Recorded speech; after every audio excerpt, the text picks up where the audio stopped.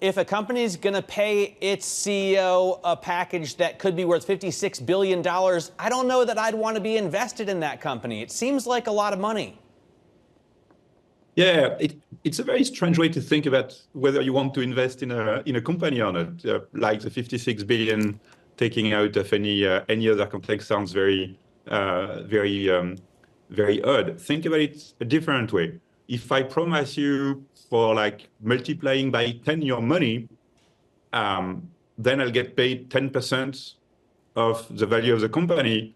And if I don't reach that goal, I'm not going to get paid. Do you feel that my compensation package is well aligned with your interest? And that's the way you should think about this compensation package that was signed in 2018, in which Elon was promised to get vested, the ability to buy shares in the company at the valuation of the time over the years for a total amount that would amount to 10% of the total value of the company over a long period of time.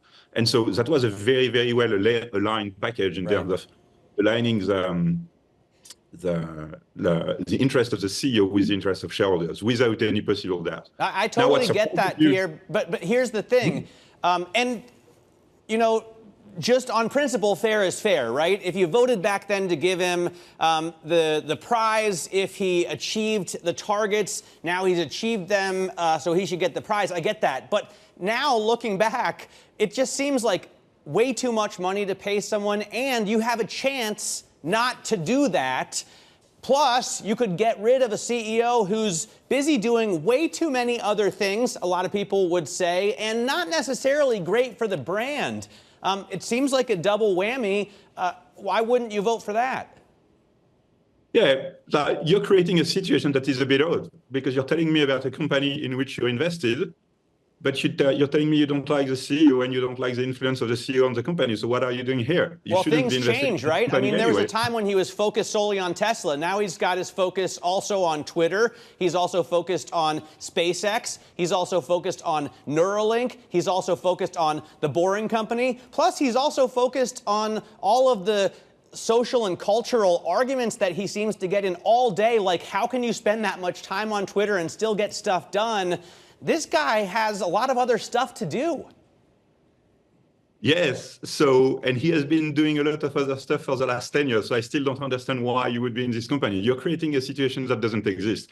Someone who doesn't like Elon Musk, someone who thinks he's too busy. He has been as busy as he is today for the last 15 years, even the last 20 years, so nothing is changing. So you're creating a situation that doesn't make sense. People who are invested in Tesla today, they believe in the mission of Tesla. They believe in the value of having Elon Musk on board, and they voted very rationally in favor of that. And that explains very clearly a very simple fact you see today, which is that shareholders have voted in favor of the package. And that's the reality. So, of course, yes, people who don't like Elon Musk probably would have not voted for that package. People who think he's too busy, people who think he's damaging the brand, all these people would have not voted for the package. But as a matter of fact, they don't have any voting right because they are not shareholders of Tesla. What about his damage to the brand? I mean, there was a time when he wasn't so outspoken on sensitive issues, and he clearly did the world a favor in bringing electric cars to the market. He achieved something that at the time no one thought was possible. But now I hear more and more consumers say, you know what, I don't want to be associated with Elon Musk, so I'm not going to buy that car. And it does look like they actually have a demand problem in terms of selling their vehicles. Well, I'd be curious to see where you've heard these consumers telling you that, and if you can put me in touch with them, I'd be interested to see that. So, publicity is publicity, and when you're talking about bad publicity, you can also look at the bottle being half full and not half empty. Elon Musk has like hundreds of millions of followers, is making headlines absolutely every day. And Tesla, as a matter of fact, almost doesn't spend any money on marketing. So just that is gigantic value. Bad publicity is still publicity and is still very, very valuable. And then take a step back. You seem to be very evaluating the situation in a very emotional and subjective way, which is that you think everybody thinks that way, or that like the net effect of the personality of Elon Musk is a negative. But he seems to be a pretty popular guy. And what about all these people who buy a Tesla and are Elon Musk fans? You seem to miss them in your equation. So for one person who is getting upset by like a very polarizing personality, maybe you have another person that is actually very enthusiastic about it. So yes, there is a demand issue for Tesla. You pointed it out. That's right. That's really like the number one controversy on the stock today. I wouldn't associate that to this idea that Elon Musk would be damaging the brand. I think it's a shortcut that doesn't really make sense from like an analytical standpoint.